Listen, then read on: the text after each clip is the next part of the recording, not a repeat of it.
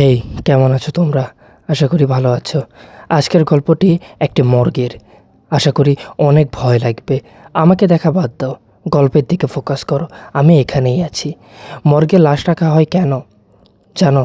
যারা মৃত্যুবরণ করে তাদের পুরো বডিকে কেটে তারপরে ওখানে রাখা হয়।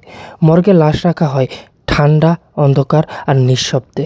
কিন্তু যদি রাতে সেই ঠান্ডা অন্ধকারে ভিতর থেকে শব্দ আসে, হ্যাঁ, 2016 সালে ময়মনসিংহ মেডিকেল কলেজের মর্গে কর্মরত এক কর্মচারী এমন কিছু দেখেছিল, যা দেখার পর তিনি আর কোনো দিন রাতের শিফটে কাজ করেননি। এই গল্প তিনি নিজে বলেছেন, নাম প্রকাশে অনিচ্ছুক। শুধু বলেছেন 7 নম্বর ডোয়ারের কথা, যা কাউকে বলিনি। আজ বলবো, কারণ আমি আর বেশি দিন নেই। হারুন, বয়স 52, ময়মনসিংহ মেডিকেল কলেজে মর্গ অ্যাটেন্ডেন্ট হিসেবে কাজ করতেন 22 বছর যাবৎ। এই কাজে তিনি অভ্যস্ত। লাশ দেখতে ভয় পান না, একা রাত কাটাতে ভয় পান না। 22 বছরে কখনো ভয় পাননি। 2016 সালের নভেম্বরের আগে সেই রাতে মর্গে ছিল 6টি লাশ, সবই দুর্ঘটনায় মারা যাওয়া। 1 থেকে 6 নম্বর ড্রয়ারে। 7 নম্বর ড্রয়ারটা ছিল খালি। হারুন রাত 10টায় ডিউটিতে এলেন। সব চেক করলেন, 6টি লাশ, 7 নম্বরটি খালি। সব ঠিক আছে। চেয়ারে বসলেন, চা খেলেন, পেপার পড়লেন। রাত 12টা পর্যন্ত সব স্বাভাবিক। কিন্তু রাত 12টা 35 মিনিট হারুন চোখ বুঝেছিলেন। শব্দ পেলেন, ধাতব শব্দ, ঘষার শব্দ ভিতর থেকে। হারুন চোখ খুললেন, উঠে দাঁড়ালেন, ভাবলেন ইঁদুর। আবার শব্দ, এবার স্পষ্ট, ড্রয়ার থেকে। হারুন এগিয়ে গেলেন। 1 নম্বর, শব্দ নেই। 2 নম্বরে, শব্দ নেই। 3, 4, 5, 6, কিছুতেই নেই। 7 নম্বরের সামনে এসে থামলেন। 7 নম্বর ড্রয়ার থেকে শব্দ আসছে, যেটা খালি ছিল। হারুন হাত বাড়ালেন, হাতল ধরলেন, টানলেন, ড্রয়ার খুলল। ভিতরে একটি মেয়ে শুয়ে আছে, বয়স আনুমানিক 25, সাদা কাপড়, চোখ বন্ধ। হারুন পিছিয়ে গেলেন। নতুন নাশ এলো কখন? কেউ তো আনেননি, রেজিস্টার নেই, কোনো কাগজ নেই। হারুন সুপারভাইজারকে ফোন করলেন, ফোন ধরলেন না। হারুন সাহস করে আবার গেলেন, টর্চ জ্বালালেন, মেয়েটির মুখে আলো ফেললেন।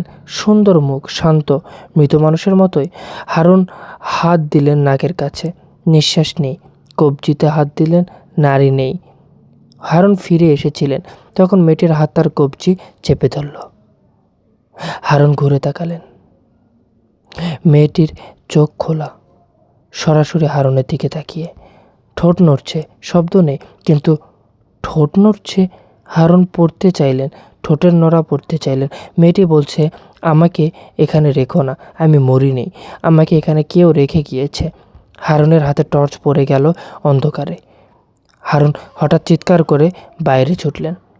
15 মিনিট পরে সুপারভাইজার এলেন, 2জন গার্ড এলেন। সবাই মিলে 7 নম্বর ড্রয়ার খুললেন। খালি, কেউ নেই, কিছু নেই, শুধু ঠান্ডা ধাতব ট্রে।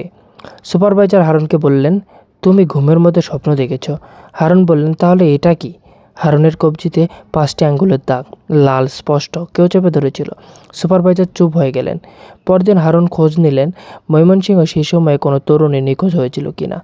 পেলেন, নাম সুমাইয়া, বয়স 24, 2016 সালে অক্টোবরে নিখোঁজ। পরিবার খুঁজছে, পুলিশ কেস হয়েছে। হারুন পুলিশকে জানালেন, পুলিশ তদন্ত করলো। 2 সপ্তাহ পরে সুমাইয়াকে পাওয়া গেল জীবিত, ময়মনসিংহের বাইরে এক গ্রামে, অর্ধচেতন। সুমাইয়া বললেন, আমাকে কেউ অজ্ঞান করে কোথাও রেখেছিল, ঠান্ডা জায়গায়, অন্ধকারে। আমি চিৎকার করেছিলাম, কেউ শুনেছিল না। একজন বৃদ্ধ মানুষ এসেছিল, আমি তার হাত ধরেছিলাম। তারপর আর কিছু মনে নেই। হারুন সুমাইয়ার ছবি দেখালেন, সেই মেয়ে, সেই মুখ, 7 নম্বর ডোয়ারে যাকে দেখেছিলেন। পুলিশ তদন্তে বেরিয়ে এলো, সুমাইয়াকে অপহরণ করা হয়েছিল। তারই এক প্রতিবেশী, উদ্দেশ্য ছিল অন্ধকার। সে সুমাইয়াকে রেখেছিল শহরের বাইরে এক পরিত্যক্ত ঘরে। কিন্তু প্রশ্ন একটাই, সুমাইয়া যদি শহরের বাইরেই ছিলেন, তাহলে হারুন কাকে দেখলেন ময়মনসিংহ মেডিকেলের 7 নম্বর ডোয়ারে? হারুন এই প্রশ্নের উত্তর খুঁজে পাননি।